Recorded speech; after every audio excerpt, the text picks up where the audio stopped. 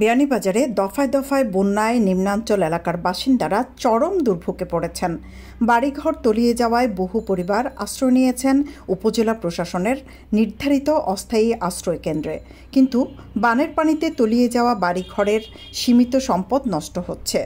একে তো পরিবার নিয়ে আশ্রয় কেন্দ্রে বসবাসের দুর্গতি, তার উপরে সীমিত সম্পদ নষ্ট হচ্ছে জলে। এরকম বাড়লে তো খুব ক্ষতিগ্রস্ত হইব, অনেকটা বুড়িয়া যাইব, চকেশ বুকে রান্না বান্না এটা অনেকটা ইট দিয়ে তৈছি। আইজ সকালে তৈ আইছি ইট দিয়ে রান্না টান্না হতা, খুব কষ্ট হইব। পানি আর একবার দিন ফিরা দিন বাড়ে আবার আয় দিন পানি, খুব কষ্ট হইব। স্কুলেরও আর এটা খুব ঝামেলা।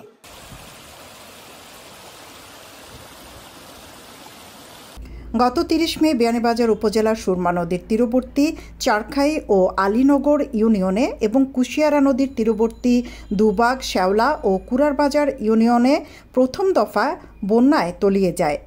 ভারতের পাহাড়ি ঢলে সুরমা ও কুশিয়ারার ডাইক ভেঙে দেখা দিয়েছিল আকস্মিক বন্যার। এক সপ্তাহ পর পানি কিছুটা কমলেও স্বস্তি ফিরে কবলিত এলাকায়, কিন্তু কয়েকদিন পর ফের বন্যা। ১৭ জুন থেকে ভারী বৃষ্টি ও পাহাড়ি ঢলে দ্বিতীয় দফায় বন্যায় প্লাবিত হয় উপজেলার প্রায় ৭০% এলাকা। বিয়ানীবাজারে টিএনটি রোডে ইবনে আল মতিন টাওয়ারে রেডি ফ্ল্যাট ভাড়া দেওয়া হচ্ছে। শীতাতপ নিয়ন্ত্রিত কক্ষ, attach bathroom, kitchen, dining, lift, CCTV, বিশাল পার্কিং ও ছাদ সহ থাকছে শিশুদের জন্য বিনোদনের ব্যবস্থা। ১০ ইউনিয়ন ও পৌরসভার শতাধিক পরিবার আশ্রয় নেন অস্থায়ী আশ্রয় কেন্দ্রে। সপ্তাহের ব্যবধানে আবারও পানি কমতে শুরু করে। আশ্রয় কেন্দ্র থেকে অনেকেই বাড়ি ফেরার প্রস্তুতি নিয়েছিলেন। অনেকে বাড়ি ফিরে গেলেও পুনরায় তৃতীয় দফা বন্যার কবলে তাদের দুর্ভোগ বেড়েছে কয়েক গুণ।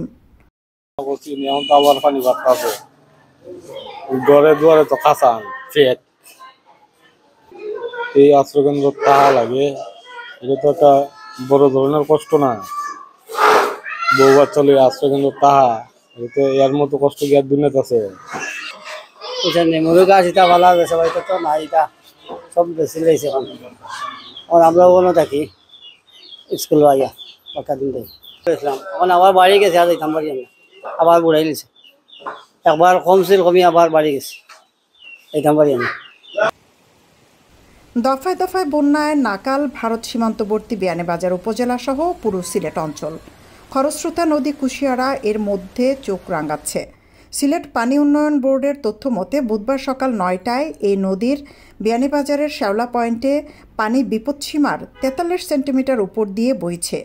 একই অবস্থায় জকিগঞ্জের অমল শীত পয়েন্টে নদীর বিপদসীমার ১৩৬ সেন্টিমিটার উপর দিয়ে বইছে পাহাড়ি ঢল। সৈয়দা আখি হক, এবিটিভি।